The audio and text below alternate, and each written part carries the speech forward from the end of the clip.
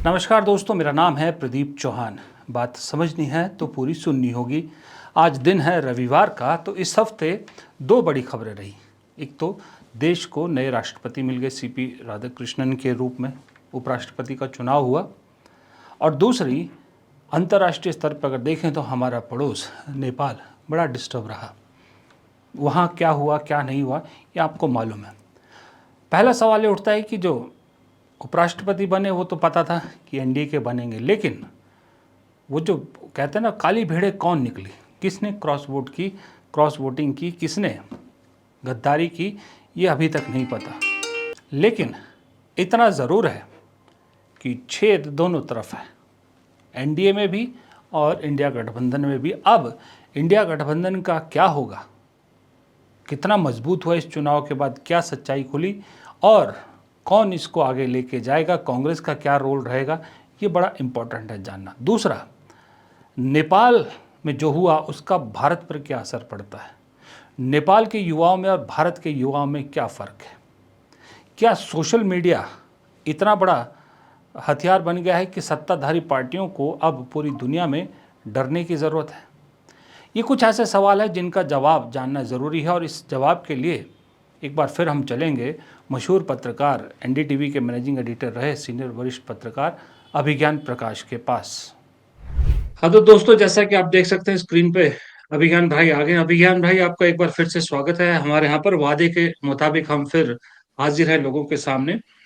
राष्ट्रपति उपराष्ट्रपति चुनाव पे ज्यादा बात नहीं करें क्योंकि उससे भी बड़े मुद्दे आ गए, लेकिन बात करना भी जरूरी है। लेकिन चुनाव कौन जीता कौन हारा ये इंपॉर्टेंट नहीं है, लेकिन जो वो क्रॉस वोटिंग वाला जो चल रहा है मामला, आपका गणित क्या कहता है? ये जो क्रॉस वोटिंग हुई है कहाँ से ये हो सकती है, या विपक्ष की कौन से ऐसे लूपहोल्स थे जो भटक गए? क्रॉस वोटिंग के इश्यू पे ज्यादा सोचने की जरूरत विपक्ष को है, क्योंकि विपक्ष की एक बहुत बड़ी जरूरत है। और जरूरत पॉलिटिकल ये है कि उसको एक कंबाइंड ऑपोजिशन की सूरत दिखानी है, यानी कि एकजुट ताकतवर कंबाइंड ऑपोजिशन। और वो सूरत दिखाने के लिए विपक्ष ये अफोर्ड नहीं कर सकता, या उसके लिए ये संभव नहीं है कि कहीं पर भी कोई भी उसका साथ इस तरह के कोई चुनाव में या ऐसी कोई स्थिति में छोड़े। क्योंकि ये बात सच है कि नंबर्स गेम का जहां तक सवाल है, प्योरली अरिथमेटिक का सवाल है, वो एनडीए के हक में थी, तो इसलिए उसी हिसाब से रिजल्ट्स आए और 150 से ज्यादा वोटों से उन्होंने जीता। लेकिन पॉइंट ये है कि विपक्ष को, जैसे कि उसने बिहार की यात्रा में दिखाया कि दो लोग साथ आए और वो जुड़े हुए हैं, तो विपक्ष को ये एकजुटता रखना बहुत जरूरी है। और एक बात मैं बिल्कुल खुलकर कहना चाहूंगा, वो कांग्रेस के ऊपर है। कांग्रेस पार्टी को भी अब अपने खाली ये कहते रहना रागा लापते रहना कि बीजेपी के स्लीपर सेल्स उसके यहां है, उसको आइडेंटिफाई कर उनके ऊपर कार्रवाई करनी होगी। वरना लोग ये सोचेंगे कि ये 99 सीट वाली कांग्रेस भी यूनाइटेड नहीं है, भले ही उसके वोट एक साथ पड़े। तो ये बहुत इंपॉर्टेंट है कि कांग्रेस को भी अपने भीतर झांकने की जरूरत है। खास तौर पर मैं एक व्यक्ति का आपको बाइट चाहूंगा कि आप सुनाए लोगों को, वो है शशि थरूर। ये पहली बार नहीं किया है शशि थरूर ने। अरिथमेटिक हम भी जानते हैं, सब लोग देख रहे थे, सब लोग वेट कर रहे थे कि क्या कोई चुनाव पलट सकता है, नहीं पलटेगा तो एनडीए जीतेगी, जैसा कि हुआ। वो नहीं पूरी तरह से वैसे पलटा, क्रॉस वोटिंग थोड़ी बहुत हुई, उस पर प्रतिशत में नहीं हुई कि चुनाव पलट जाता। लेकिन थरूर साहब पहले थे जो अपनी अलायंस की डिफीट को डिक्लेयर करके हाउस में अंदर गए। मतलब इतना उनको कमिटमेंट है एनडीए के प्रति। तो और या तो भाई वो पार्टी पॉलिटिक्स नहीं करे, ठीक है, राइटर है, अंग्रेजी बोलते हैं, तो अपनी जुल्फे लहरा के वो जो करना चाहे करे, बिल्कुल आजाद व्यक्ति है, कोई उनकी ओपिनियन को नहीं रोक रहा है। लेकिन सबसे कमाल की बात यह है कि कौन सा नेता आज तक आपने देखा हो जो कोई चुनाव लड़ने जा रहा हो और वो और उसके साथी बोले चुनाव से पहले हम तो ये हारेंगे चुनाव। तो मतलब थरूर साहब की क्या गजब की ताकत है कांग्रेस में कि उन पर कोई कार्रवाई नहीं होती, ये तो मैं भी सोचकर हैरान हूं। जीत गए, लेकिन जीत तो लेकिन होनी अभी थी एनडीए जी, की। लेकिन आप मतलब आप मिसाल समझिए कि तेजस्वी यादव और राहुल गांधी आज यात्रा कराए बिहार में, राहुल गांधी के दिल्ली आने के बाद तेजस्वी यादव से पत्रकार बात करे और तेजस्वी यादव डिक्लेयर कर दे नहीं यात्रा तो हमने की, मतलब अच्छा रहा, लोगों का रिस्पांस रहा, लेकिन जीतेंगे तो एनडीए ही। तो ये जी। मेरा पॉइंट है। तो लेकिन इस अभिज्ञान भाई इस एक चीज वाइस बताइए। प्रेसिडेंट इलेक्शन में इन लोगों को अपनी तरफ देखने की बहुत जरूरत है। आप वो जी एएनआई जी की जी जो बाइट है शशि थरूर की, वो जरूर सुनाइएगा। जी जी। मैं अभिज्ञान भाई आपको बताना चाहता हूँ कि जी, यूट्यूब पे आपकी आवाज ए नहीं आ रही है नई क्लियर, पिछली बार की तरह प्रॉब्लम हो रहा है। जी। मैंने कहा मैं कहा आपको बता दूं कि ए नई पे यूट्यूब की बाइट दिखाना आसान नहीं होता। 15-15 16-16 लाख का कॉपीराइट भेज देते हैं, वो बड़ी मुश्किल से बचते हैं हम। तो वो बयान तो नहीं दिखा अच्छा पाएंगे, अच्छा। लेकिन हमारे दर्शक जानते हैं आप किस बयान की बात करें। लेकिन सवाल मेरा ये है अभिज्ञान भाई फिर कि एक आपने शशि थरूर का नाम लिया, उसके अलावा और भी लंबी लिस्ट है। क्यों कांग्रेस, क्यों इन सो कॉल्ड स्लीपर सेल पे एक्शन नहीं लेती? एक्शन तो छोड़िए, इनसे जवाब तलब भी नहीं करती। किस चीज का डर है? कहां पर इनकी जो है वो फंसती है राहुल गांधी की, कहां मुसीबत फंसती है, क्यों? क्या अभी भी कांग्रेस, सोनिया कांग्रेस, राहुल गांधी कांग्रेस में बटी हुई है, या आपको लगता है कि कुछ और वजह है कि इन लोगों पे कार्रवाई तो छोड़िए, इनसे एक्सप्लेनेशन भी नहीं होती? बहुत अच्छा सवाल है, बहुत अच्छा सवाल पूछा प्रदीप आपने, और बहुत अच्छा आकलन आप कांग्रेस पर करते हैं, क्योंकि मुझे नहीं लगता इस एक घटना को, मतलब इस व्यक्ति को वापस सुनकर थरूर ने पहली बार नहीं किया। बहुत इशारे, बहुत ट्वीट और बहुत, मतलब वो अपने को आजाद समझते हैं और पार्टी उनका एटीट्यूड सहती है। अब उनके या उनके जैसे लोगों का, जिनकी स्थिति बिल्कुल स्पष्ट है, जनता भी जानती है, कोई मतलब नई बात नहीं है, जनता नहीं जान रही है, तो क्यों पार्टी ये एटीट्यूड सहती है, ये जवाब सिर्फ राहुल गांधी अब दे सकते हैं। क्योंकि इस वक्त तो राहुल गांधी और खड़गे दो सर्वोच्च नेता हैं कांग्रेस पार्टी के। सोनिया गांधी की गाइडेंस है, वह जरूर होनी चाहिए, और मैंने हमेशा सोनिया गांधी की तारीफ की है, जिस तरह से उन्होंने 10 साल अपनी यूपीए को चलाया था। उनकी गाइडेंस तो सबसे अटमोस्ट है। लेकिन ये क्रिटिकल मोमेंट पे बयानों की आजादी से कांग्रेस क्यों अपने को चोट पहुंचवा रही है, खास तौर पे कुछ गिने चुने व्यक्तियों से, ये मेरी समझ के बाहर है और इसका उत्तर मेरे पास नहीं है। जी। एक चीज और अभिज्ञान भाई, एक चीज और जानना चाहूंगा इस सब में। ये जो स्लीपर सेल वाली बात है, इस सब में केसी वेणुगोपाल का रोल आप किस तरह से देखते हैं? क्योंकि संगठन महासचिव तो 5 साल से वो हैं, पूरे देश में कहीं कांग्रेस का संगठन नहीं है, जीरो से शुरू करना पड़ रहा है। स्लीपर सेल दुनिया भर के पले बड़े हैं। क्या राहुल गांधी या मल्लिकार्जुन खड़गे सब कुछ करें, फील्ड में भी वही जाएं, संगठन का काम भी वही करें? इस सब में केसी वेणुगोपाल के रोल को कैसे एवेल्युएट करते हैं आप? मैंने तो अभी तक कोई केसी वेणुगोपाल के रोल की ऐसी भूमिका समझी नहीं कि उसको एनालाइज करने की जरूरत है। क्योंकि केशु वेणुगोपाल को लोग मुझे बताते हैं, मैं कुछ नहीं जानता, कहते हैं कि अहमद पटेल बन सकते हैं, मुझे ये सब नहीं पता। लेकिन ये केशु वेणुगोपाल को भी तो लाए राहुल गांधी है, आप तो नहीं लाए, मैं भी नहीं लाया हूं। तो वो क्या करते हैं फिर, ये भी राहुल गांधी बताएंगे, मुझे तो नहीं पता मुझे केशु वेणुगोपाल क्या करते हैं। हाँ, ये है कि निजी तौर पर आप कांग्रेस के नेताओं से बात करिए तो बहुत सारे लोग उनकी आलोचना करते हैं कि वो राहुल गांधी को बांध के रखते हैं, लोगों तक राहुल गांधी तक पहुंचने नहीं देते लोगों को। तो ये तो पुराना कांग्रेस क्यों? का कल्चर है। तो हो सकता है यही विशेषता होगी केसी वेणुगोपाल की। बाकी राजनीतिक विशेषता अभी तक तो मुझे कोई केसी वेणुगोपाल की मालूम नहीं है जो मैं आपसे चर्चा करूंगा, तो जिसका हम आकलन करें। जी जी। क्योंकि भाई आपने आपने राहुल गांधी के क्लोजनेस की बात की, केसी वेणुगोपाल के उसमें अभी हम किसी और दिन इस पे डिटेल में बात करेंगे, लेकिन एक छोटा सा जवाब अभी भी चाहूंगा कि इस वक्त जो राहुल गांधी के आसपास टीम बनती दिख रही है आपको, वो टीम आपको ठीक लग रही है, या आपको लग रहा है कि कहीं राहुल गांधी कुछ थोड़ी मिस्टेक कर रहे हैं? नहीं, देखिए उनकी टीम तो मुझे अच्छी लगती है, मैं इसकी वजह भी बता देता हूं। क्योंकि भारत जोड़ो यात्रा से जो राहुल गांधी की छवि का ट्रांसफॉर्मेशन है, जनता में रीच की जो छवि का ट्रांसफॉर्मेशन है, मेरे हिसाब से ये इसी टीम ने किया है। जो उनके आसपास लोग हैं, जो उन्होंने उनको बताया रणनीति के तौर पर कि आप कैसे दुनिया को नजर आइए, हिंदुस्तान को नजर आइए। मैंने आपको नहीं पहले भी कहा नहीं, था कि उनके ऊपर बार बार मैं युवराज युवराज का मैं टैग उस था। भाई भाई मैं उस टीम की बात नहीं, मैं उस टीम की बात नहीं कर रहा जो उनकी पर्सनल टीम, मतलब कि जो अब बना रहे हैं, जो ओबीसी चेयरमैन, ओबीसी डिपार्टमेंट के चेयरमैन, इस एससी डिपार्टमेंट के चेयरमैन, या इस डिपार्टमेंट के किसान सेल के डिपार्टमेंट के चेयरमैन, ये सारे लोगों की बात कर रहा हूं जो एक संगठन जिनके हवाले किया जा रहा है। हाँ, ये तो भाई कितने अच्छे हैं और कितने खराब, बड़ा अच्छा सवाल है आपका। ये तो बाद में, ये बिहार चुनाव में ही मालूम पड़ जाएगा। बिहार में मरी हुई है कांग्रेस, तो बिहार चुनाव में मालूम पड़ जाएगा। अगर कांग्रेस का रिवाइवल, अगर ओबीसी के चेयरमैन नहीं करा पाते बिहार जैसे राज्य में, किसानों के नेता चेयरमैन नहीं करा पाते बिहार जैसे चुनाव में, तो खुद ही पता चल जाएगा कि इनकी राजनीतिक हैसियत क्या है, या ये वाकई कांग्रेस को किस, क्योंकि इसके बाद तो उत्तर प्रदेश होगा। सोचिए कितना बड़ा चुनाव, और बीच में आप बाकी चुनाव से गुजरते हुए जाएंगे। तो इसीलिए ये लोग अगर कांग्रेस को ग्राउंड पे रिवाइव नहीं कर सकते, तो फिर किस बात की जिम्मेदारी ये लोग ले रहे हैं, और किस बात के लिए ये लोग उन अलग अलग पदों पर बैठे हैं? ये तो अपने आप ही चुनाव तय कर देगा। ये राहुल गांधी जी को भी तय करने की जरूरत नहीं है। जी। अच्छा, एक चीज और इस मुद्दे पे एक आखिरी सवाल और जानना चाहूंगा।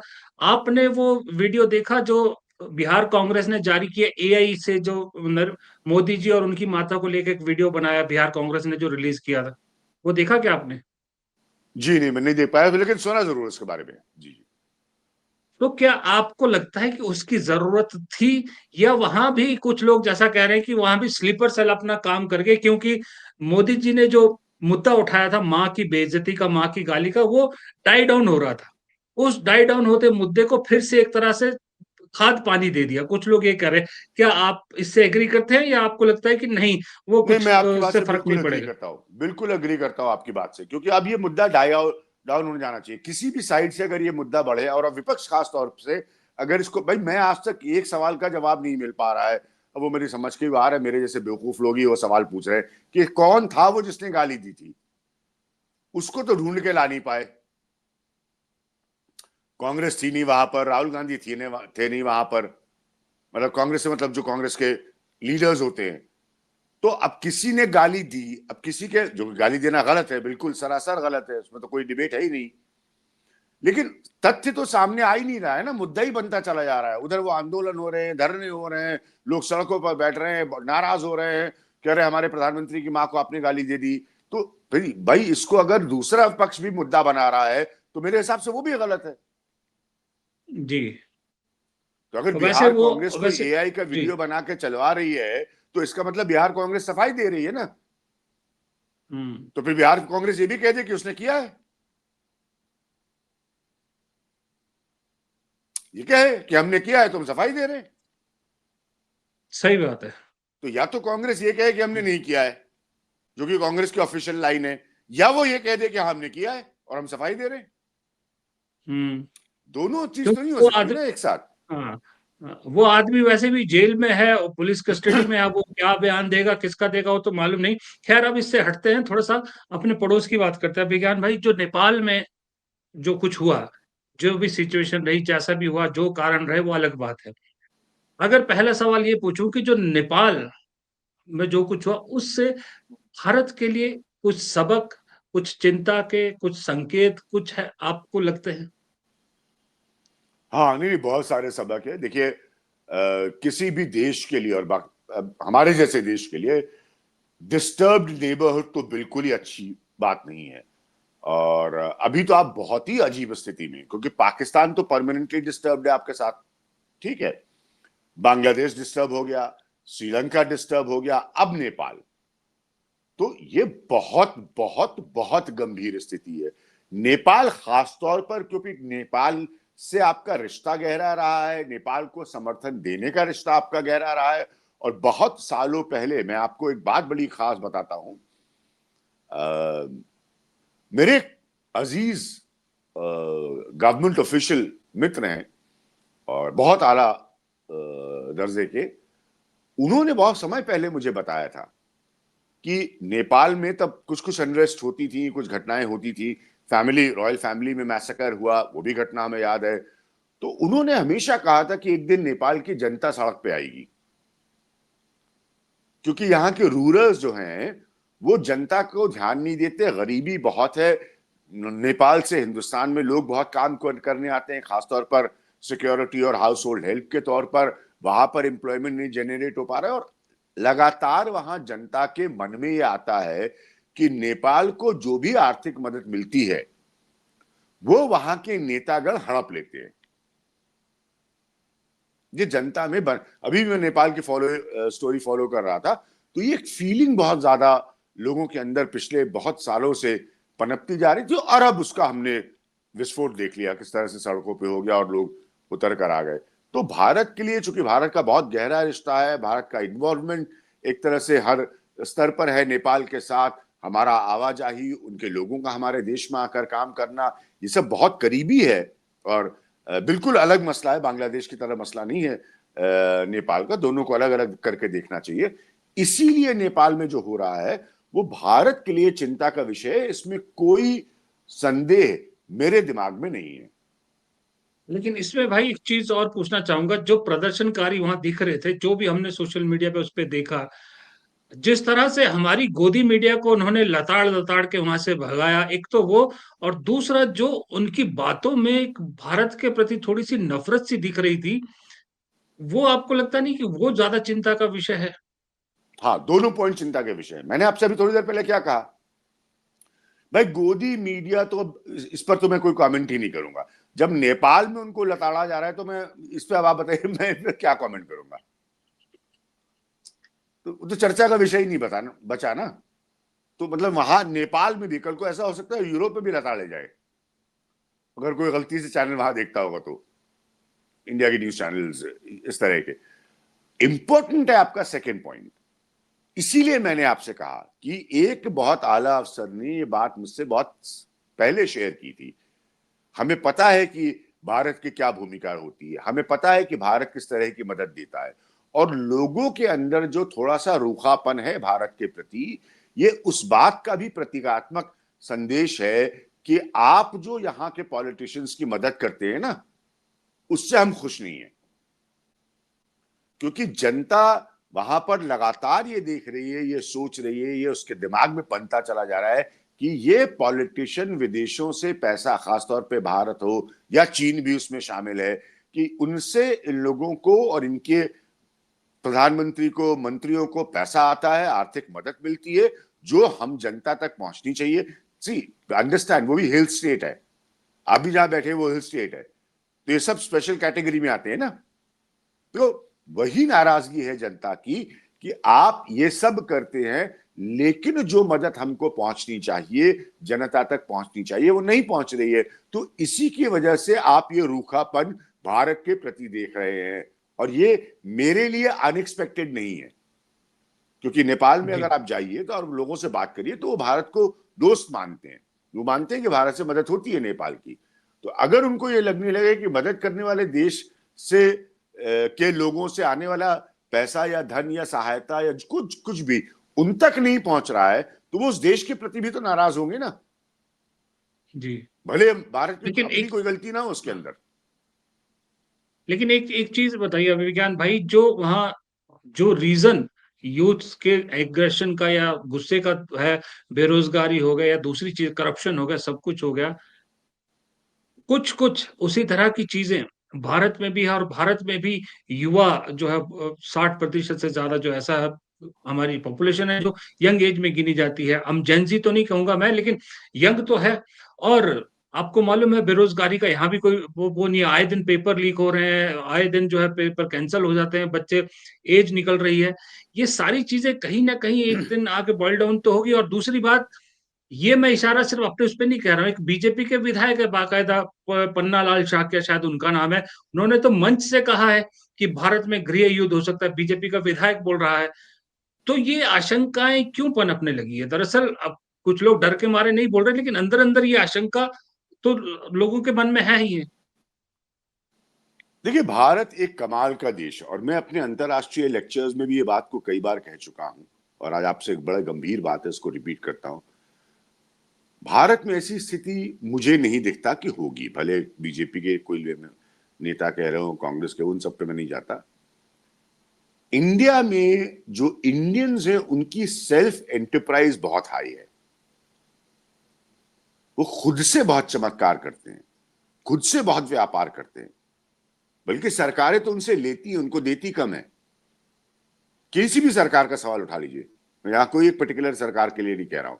तो इसीलिए वो अपनी एंटरप्राइज से, मैं भी तो आज बेरोजगार व्यक्ति हूं, मैं बेरोजगार हूं, मैं आपसे बात कर रहा हूं, आप मुझे कोई पैसे नहीं दे रहे हैं, लेकिन मैं चाहता हूं कि एक अच्छे व्यक्ति के साथ में चर्चा करूं ताकि मेरे विचार अच्छे लोगों तक पहुंचे, अगर पहुंच सकते हैं और वो अगर उससे कुछ लाभ हासिल हो सकता है तो मेरी छोटी सी कोशिश होगी। तो हम लोगों के स्वभाव में, तभी हम विदेशों में जाके अच्छा करते हैं, एक सेल्फ एंटरप्राइज है। और इंडियंस आर फैंटास्टिक पीपल जहां तक इस बात का सवाल है, और उस सेल्फ एंटरप्राइज से वो अपने को मोल्ड कर लेते हैं। अब श्रीलंकन और नेपाली में वो चीज नहीं है। हम छोटे छोटे काम सेट कर लेते हैं, भले कह दिया जाए हमें कि पकौड़ा बेचो, वो सब बयानबाजी मैं उसमें नहीं पढ़ूंगा, लेकिन हम वाकई कोई एंटरप्राइज क्रिएट कर लेते हैं, हम वाकई कोई तरीका निकाल लेते हैं, वाकई अपने साथ 4 लोगों को और कोई एम्प्लॉयमेंट दे देते हैं अपने ही दायरे में, ऊपर से टैक्सेशन हमारे सर पर चढ़ाया जाता है। तो ये बड़ा बुनियादी फर्क है। मेरी जितनी यात्राएं रही हैं गिनती की नेपाल की, तो वहां का कल्चर अलग है, वहां के लोग जो है वो श्रमिक कार्य करने वाले ज्यादा है। आप समझ रहे हैं मैं क्या कहना चाह रहा हूं? तो इसीलिए इन बातों को बहुत गहराई से समझना पड़ेगा, इतना सरल नहीं जैसे बीजेपी के नेता कह रहे हैं या कोई और भी पार्टी के नेता कह रहे हो। तो इसीलिए वो अनएम्प्लॉयमेंट की प्रॉब्लम इंडिया में है, अनएम्प्लॉयमेंट की नाराजगी इंडिया में है, ये तो सब जानते हैं, मतलब इसमें कोई दो राय है ही नहीं। लेकिन फिर भी व्यक्ति अपने हालात से लड़ झगड़ के, जोड़ जुगाड़ करके कुछ ना कुछ अपनी आमदनी का जरिया यहां पर निकालता है, ये विशेषता है। अगर आप हिंदुस्तान की पॉपुलेशन को 3 नजरिए से देखें, मैं हमेशा इसको अपने इंटरनेशनल लेक्चर्स में खासतौर पर बोलता हूँ, ये एक वर्ष है, मैं नहीं होने तो मैं हर साल समर्स में ऑक्सफोर्ड में होता हूँ, जो सोशल साइंटिस्ट हैं उनसे बहुत हमारी चर्चाएं होती। तो एक तो हुआ तकरीबन 37% से ज्यादा युवा, जो बहुत बड़ा हिस्सा है। दूसरी एक पॉपुलेशन की तरफ हम कभी देखते नहीं, वो गांव, और ये बहुत पुराने आंकड़ों के आधार पर मैं कह रहा हूं, जो मैंने अपनी बेस्ट सेलिंग किताब में लिखा था, कि गांव देहात में बसने वाले लोग की जो रूरल वर्कफोर्स है वो 65% से ज्यादा है आज भी। ये बहुत बड़ी बात है। अच्छा, वेलफेयर स्कीम्स के थ्रू, क्योंकि ये डिबेट है कि कहीं आप उनको मदद करके, ऐसा तो नहीं कर रहे हैं कि वो निठल्ले बैठ जाए, आगे काम ना करे, ये चिंता का विषय है, एक बहस का विषय है। तो ये लोग बहुत ज्यादा अलग अलग क्षेत्रों में, आप खास तौर पर देखें, मैंने महाराष्ट्र में, वेस्टर्न पश्चिमी महाराष्ट्र तो बहुत बड़ा उदाहरण है इस देश के लिए, जहां तक एग्रीकल्चर के सेल्फ रिफॉर्म्स का सवाल है। तो अब मैंने कितने करीब से देखा है कि कैसे वहां किसान जो है वो ग्रेप्स की खेती करता है, उसी ग्रेप से फिर वहां पर अंततः वाइन बनती है। मैंने कितना देखा है सेल्फ एंटरप्राइज। फिर आप दक्षिण भारत में जाइए, तो जी जी जी यहां पर ये सब फैक्टर्स है जिससे काम जेनरेट हो जाता है। इसीलिए आप अनएम्प्लॉयमेंट के गुस्से को या नाराजगी को इस स्तर पर आते हुए नहीं देखते। जी। हाँ, ये तो लेकिन मैं एक भविष्यवाणी एक नहीं कर सकता, लेकिन अगर ये ऐसे ही चलता रहा कि उनका काम खत्म हो जाएगा, तो फिर ये गुस्सा हिंदुस्तान में भी सड़क पे आएगा। लेकिन जी फिलहाल जी मुझे इसलिए नहीं नजर आता क्योंकि सेल्फ जेनरेशन कैपेसिटी एक इंडियन की बहुत अच्छी होती है। जी। एक एक आखिरी सवाल, छोटा सा जवाब चाहूंगा आखिरी में एक सवाल का, क्योंकि ऑलरेडी टाइम लंबा हो गया, कि अभिज्ञान भाई एक चीज बताइए, ये जो नेपाल में हुआ, इसका बेसिक जो, जिसको कहते हैं ना, जहां से उठा, वो है सोशल मीडिया पर बैन लगाना। तो ये एक पूरे दुनिया में जहां जहां जो सत्ता में बैठे हैं, उन सबको कान खड़े करने वाली बात नहीं कि भाई ये सोशल मीडिया आज की डेट में विपक्ष से ज्यादा खतरनाक सत्ता में बैठे लोगों के लिए सोशल मीडिया प्लेटफॉर्म हो गए हैं। मैं एक कॉन्फ्रेंस में बोल रहा था, एक कॉन्क्लेव में, लंदन स्कूल ऑफ इकोनॉमिक्स की, 2019 की बात है शायद, और मैंने वहां पर चाइना का उदाहरण दिया था। आपको टिएनमेन स्क्वायर याद होगा बहुत अच्छी तरह से। उसके बाद अलग अलग मिडिल ईस्टर्न कंट्रीज का उदाहरण दिया मैंने वहां पर, और मैंने खास तौर पर यह बात कही थी सोशल मीडिया के बारे में। और मैं खुद कोई रेगुलर काम नहीं कर रहा हूं भी डिजिटल मीडिया पे। मैंने साफ कहा था कि देखिए, ये उस बच्चे की तरह है जो एक बार पैदा हो गया तो आप उसको वापस अपने पेट में नहीं डाल सकते, ऐसी कोई टेक्नोलॉजी नहीं है, ठीक है? और आप इसको रोकेंगे तो ये काउंटर प्रोडक्टिव भी हो सकता है। इसके अपने चेक्स एंड बैलेंसेस होने चाहिए, जरूर होने चाहिए। मैं कतई भी उस तरह के आजादी के हक में नहीं हूं जो किसी समाज को या किसी वर्ग विशेष को आहत करे, डैमेज करे, नहीं। लेकिन आजादी रुक जाए, ये भी, इसके भी मैं हक में नहीं हूं। तो संतुलन तो बराबर आपको चाहिए। लेकिन किसी भी देश ने, अगर पिछले 1 दशक का हम इतिहास उठा के देख लें, या 1.5 दशक का, ज्यादा पीछे नहीं जाए, सोशल मीडिया को रोक कर, प्रतिबंध लगाकर, सिवाय जनता के गुस्से के कुछ नहीं हासिल किया है। तो ये सरकारों को, आपने सही कहा, ये सबक लेना चाहिए सरकारों को कि रोकने से आपको कुछ नहीं हासिल होगा। आप उसी प्लेटफॉर्म को इस्तेमाल कर कर, अब तो सबकी आर्मी बनी हुई है, सबके लोग कहते हैं हजारों करोड़ के बजट हैं, मुझे नहीं मालूम ये सब बातें, ठीक है, आप अपना पॉइंट ऑफ व्यू रखिए, लेकिन बहुत सिंपल है। एल कैपोन अमेरिका का 1940 के दशक का इतना बड़ा गैंगस्टर क्यों पैदा हुआ, जो दिमागी तौर पर 40 के उम्र के दशक में ही पागल हो गया था, अरबपति बनने के बाद पैदा ही हुआ था वो, इसलिए क्योंकि वहां पे आपने शराब पर पाबंदी लगाई थी। सबसे गलत निर्णयों में से कोई अगर अमेरिका का था, जो धर्म के आधार पर लिया गया निर्णय था, वो शराब पर पाबंदी लगाने का, जिसने इतना बड़ा माफिया पैदा कर दिया। जी जी। जो जब पाबंदी हटी तो उसका दिमागी संतुलन बिगड़ गया। जी। तो पाबंदी लगाने से पहले आप ये जान लीजिए कि आप उसका काउंटर इफेक्ट क्या होगा, पहली बात। लेकिन साथ में मैं आपको आज बताना चाहता हूं बहुत खुलकर, बड़े अफसोस के साथ, मैंने जिस तरह के थंबनेल्स देखे हैं ये उपराष्ट्रपति के चुनाव पर डिजिटल मीडिया में, ये भी बहुत गलत है। और मुझे पता है कि लोग सुनने के बाद अरे अभी ज्ञान प्रकाश तो बदल गया, इसका दलाल हो गया, उसका, मुझे कोई फर्क नहीं पड़ता। लेकिन घर बैठे बैठे ऐसे थंबनेल चलाना कि इसका खेल पलट गया, उसका खेल पलट गया, और ये वोट कट गया, और वो वोट कट गया, और ये क्रॉस वोटिंग हो गई, और वो क्रॉस वोटिंग हो गई, हर आधी घंटे पे, 1 घंटे पे घर बैठे चलाना, ये कौन सा जर्नलिज्म है, जरा बताइए। भाई एक चीज बताऊं मैं आपको, इस चीज से मैं आपसे 199% एग्री करता हूं। ये मुझे भी लगता है कि सोशल मीडिया पर भी जर्नलिज्म जो है, गोदी मीडिया जितना नीचे नहीं गिरा, लेकिन यहाँ भी बहुत निचले स्तर का गिर गया है। और बिल्कुल खास सही, करके बिल्कुल सही। मैं मैं कहना चाहता था बहुत दिन से आपके साथ ये बात, और इसीलिए मैं आने में थोड़ा सा, हर जगह जाने में मैं जी हिचकिचाता हूं, और मेरा अपना भी कोई प्लेटफॉर्म मैंने नहीं क्रिएट किया है, क्योंकि मैं देख रहा हूं कि ये व्यूज, आप जैसे टीआरपी के दौड़ में आपने एक नाच शुरू कर दिया था, अब यहाँ ये शुरू हो गया है, और ये चाहते हैं, गोदी मीडिया वाले चाहते हैं कि एक तरफ का बिगुल बजाने के लिए महान हो, ये वाले चाहते हैं कि इस बात के लिए महान बन जाए कि वो एक तरफ के खिलाफ का बिगुल बजा रहे हैं। और तथ्य जो और है, सॉलिड फैक्ट्स जिसे हम कहते हैं, जिसके आधार पर जर्नलिज्म होता है, वो नहीं है, वो नहीं वो है। मिसिंग है। एक्चुअल एक्चुअल में मिसगाइड किया जाता, थंबनेल के जरिए बहुत मिसगाइड किया जाता है। लेकिन मैं इसलिए आपको रोक रहा था कि ये एक ऐसा टॉपिक है जिस पर मैं एक लंबे वक्त के लिए आपके साथ बात करना चाहता हूं। इसको, ये कौन सी तरह का जर्नलिज्म है, ये भी इस देश की जनता को बताना जरूरी है। इस पे मैं किसी और दिन आपसे एक लंबी बातचीत करना चाहूंगा, इसको और एक फिलहाल आखिरी क्योंकि बात, मतलब मैं जो तो देखा है साहब, अरे पत्रकार का तो छोड़िए, एक सज्जन ज्योतिष बनकर वो, मतलब क्या क्या पेलते हैं, आप सोच नहीं सकते, जी और क्या क्या वो बताते हैं, और लगातार गलत साबित होते हैं।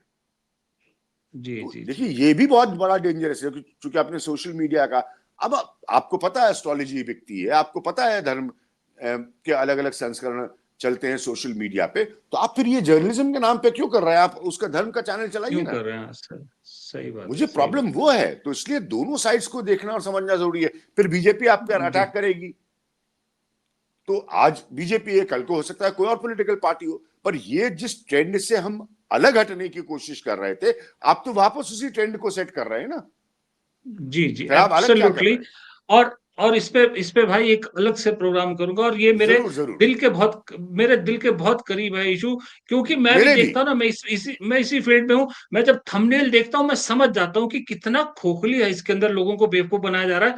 जो थंबनेल में लिखा है खबर का, उससे कहीं दूर दूर तक लेना देना नहीं है। लेकिन मैं इसको जरा आपको डिटेल में कभी हम बात प्रदीप करेंगे। पक्के तौर पे बता सकता हूं, मैं बस इतना आपसे प्रदीप कहना चाहूंगा कि आप ये समझ लीजिए कि हर दिन मुझे कितनी रिक्वेस्ट आती होंगी, तो मैं मजाक में ये कहता हूं कि भाई 2 वक्त की रोटी भी कमानी है, गरीब आदमी हूं, आप तो 1 पैसे नहीं देते, तो हंस के टाल देता हूं। सच्चाई ये है कि मुझमें से उनमें से बहुत लोगों का मुझे पता है कि जिनके यहां मुझे नहीं जाना, जी चलिए क्योंकि मैं भाई क्या एक बोल रहा हूं और उसका थंबनेल क्या चलेगा उस पर हम्म, मेरा नियंत्रण नहीं है। जी नहीं भाई, ये आपका बड़प्पन है कि आप मेरे प्लेटफॉर्म पर आते हैं, और मैं भी अपने प्लेटफॉर्म पे बहुत कम लोगों को बुलाता हूं, मैं भी, क्योंकि मैं ये प्लेटफॉर्म मैंने अपने विचार रखने के लिए बनाया, किसी और के विचार रखने के लिए नहीं, इसलिए मैं नहीं बुलाता। लेकिन आप जैसे कुछ लोग थैंक यू। मिलते हैं तो मुझे बहुत खुशी होती है, मैं फिर बार बार बुलाना चाहूँ।